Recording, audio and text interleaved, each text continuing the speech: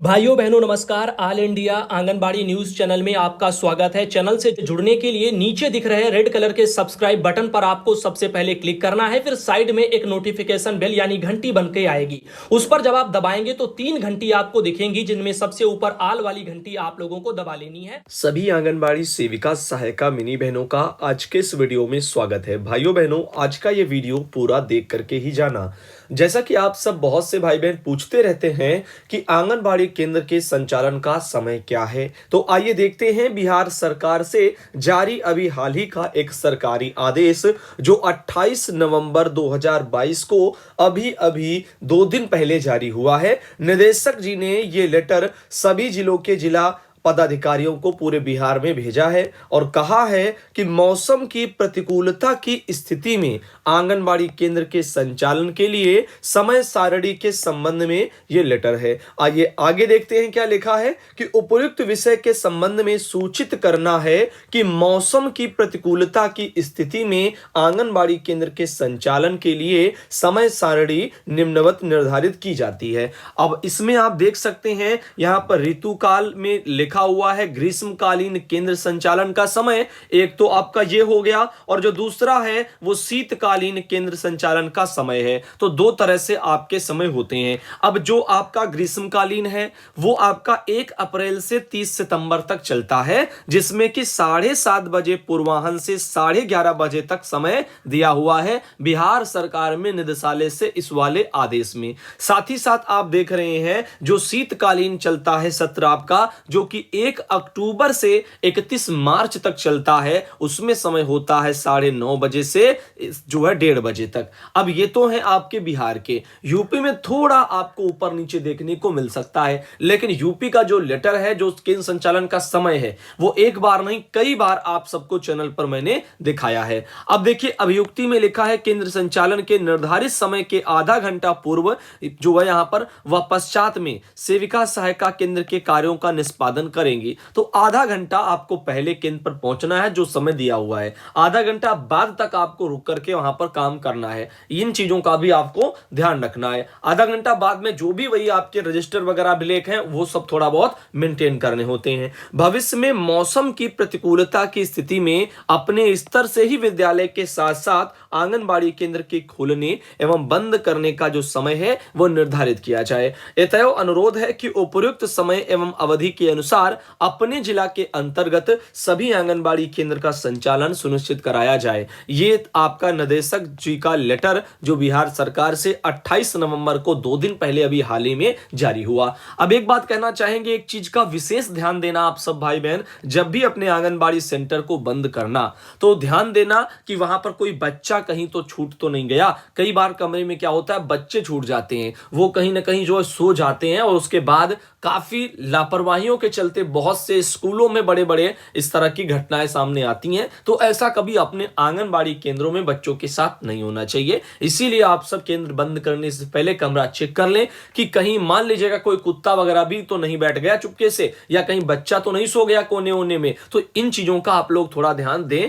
ताकि भविष्य में कोई वैसी घटनाएं ना हो। अब देखो राधा कुमारी बहन है, गोपालगंज से आती हैं, जिनके द्वारा एक लेटर भेजा गया। बहुत बहुत उनको धन्यवाद। आगे बताना चाहेंगे ये है सुनील कुमार पाल भाई। इन्होंने अपने फेसबुक वाले ग्रुप में पोस्ट डाला था कि तमिल संगम सम्मेलन की सफलता के लिए आंगनबाड़ी वर्करों का जो भीड़ है वो जुटाया जा रहा है और भी बहुत से विभाग हैं, वहां से कर्मचारियों को क्यों नहीं लाया जाता, बस आंगनबाड़ी ही ज्यादा फ्री दिखाई देती है। तो हमेशा आप सबने देखा होगा जब भी कोई नेता आया हो या जब भी कोई वैसे कार्यक्रम हो जहां कहीं भीड़ जुटानी हो तो आंगनबाड़ी बहनों को ही हमारी बटोरना जिले के अधिकारी शुरू कर देते हैं और ले जाकर के वहां छोड़ दिया जाता है। यह है एक कड़वी सच्चाई जो कि भीड़ बढ़ाने में हमारी बहनों का भरपूर उपयोग सरकारें कर रही हैं। अब देखिएगा यहां पर बाल विकास परियोजना अधिकारी नगर क्षेत्र वाराणसी 23/11/2022 को एक ये लेटर जारी हुआ।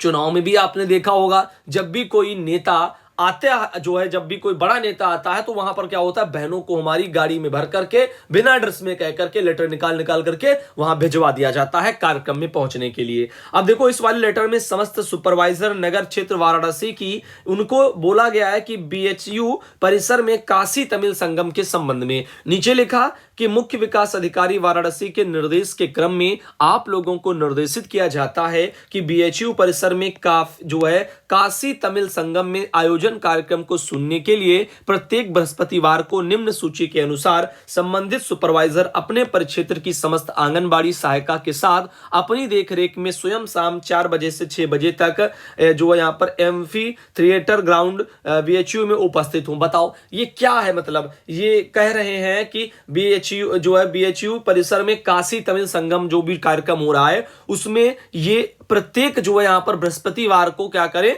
4 बजे से 6 बजे के लिए उन लोगों को वहां पर ले जाएं सुनने के लिए। बताओ क्या करें, ये लोग अपना काम देखें, अपना कितना इन लोगों से काम लिया जा रहा है। बताओ क्या इसके लिए उनको कुछ पैसा मिलेगा, बताओ क्यों ले जा रहे हैं। आखिर आंगनबाड़ी का जो केंद्र संचालन का समय है उनका काम वो है, बच्चों का अपना टीकाकरण का ध्यान देना, वजन ऊंचाई जो भी है वो काम उनके लिए जरूरी है, वो करवाए ही जा रहे हैं, संचालन हो ही रहा है केंद्रों का। उसके बावजूद जो समय बच रहा है उनकी अपनी फैमिली के लिए, उनका पर्सनल टाइम, वो भी ये छीन रहे हैं। ऐसे कामों में कभी यहां कभी वहां उनको लगाया जा रहा है। बताओ ये सही है या गलत है, कमेंट करना बिल्कुल भी ना भूलें। आगे देखिएगा, जबकि कोर्ट ने भी कहा कि इनको गैर विभागीय कामों में ना लगाया जाए। अब गैर विभागीय काम तो दूर की बात, ऐसे ऐसे जो कार्यक्रम है इन कार्यक्रमों में भी लगा देते हैं लोग। बताओ ये यहां पर चल रहा है, जो भी टाइप के ये समारोह हो, संगम हो, उन सब में भी इनको घसीट रहे हैं। अब देखिएगा यहां पर बृहस्पतिवार 24 नवंबर 2022 ये मुख्य सेविकाओं के नाम हैं,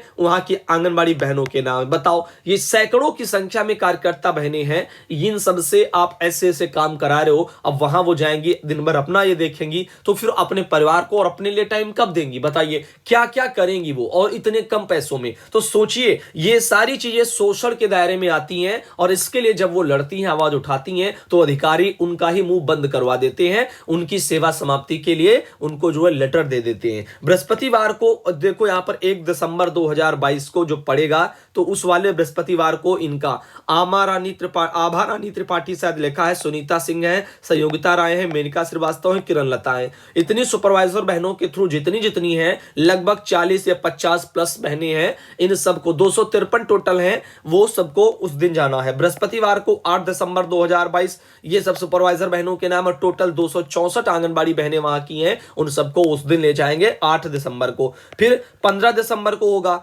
241 बहनों को तब वहां पर ले जाएंगे, और बाकी जो है 24 नवंबर को 231 बहनों को ले जा चुके। अब ऐसे करके धीरे धीरे करके भीड़ जुटाने के लिए बहनों का भरपूर उपयोग कर रहे। राकेश कुमार सिंह बाल विकास पदाधिकारी नगर क्षेत्र वाराणसी से 23/11/22 को एक लेटर जारी हुआ, सोशल मीडिया पर धूम मचा रहा है आंगनबाड़ी बहनों से ऐसे ऐसे कार्यक्रमों में भीड़ जुटाने के लिए। जबकि एक तरफ कोर्ट कहता है कि इनका कार्य काफी अहमियत वाला है और इनसे गैर विभागीय कार्य ना लिए जाएं, यहां तक कि निर्वाचन आयोग के बीएलओ जैसे काम भी ना लिए जाएं। अब बावजूद इन चीजों के सम्मेलनों में इनको घसीटा जा रहा है। अब आप बताओ, कभी नेताओं की रैलियों में शोभा बढ़ाती मैंने, कभी इस तरह के सम्मेलनों में। अब इसके लिए गवर्नमेंट सोचे कि ये क्या कर रहे हैं, और उधर कुपोषण बढ़ता जा रहा है, आंकड़े बढ़ते जा रहे हैं। इधर आंगनबाड़ी केंद्रों के उपकरण व मोबाइल की हो रही है पड़ताल। एक ऐसा भी आर्टिकल सामने आया, उत्तर प्रदेश के प्रतापगढ़ का ये मामला है। पवन कुमार यादव, यहां पर आप देख रहे हैं फोटो, सभी केंद्रों को सीडीपीओ के माध्यम से भेजा गया पत्र।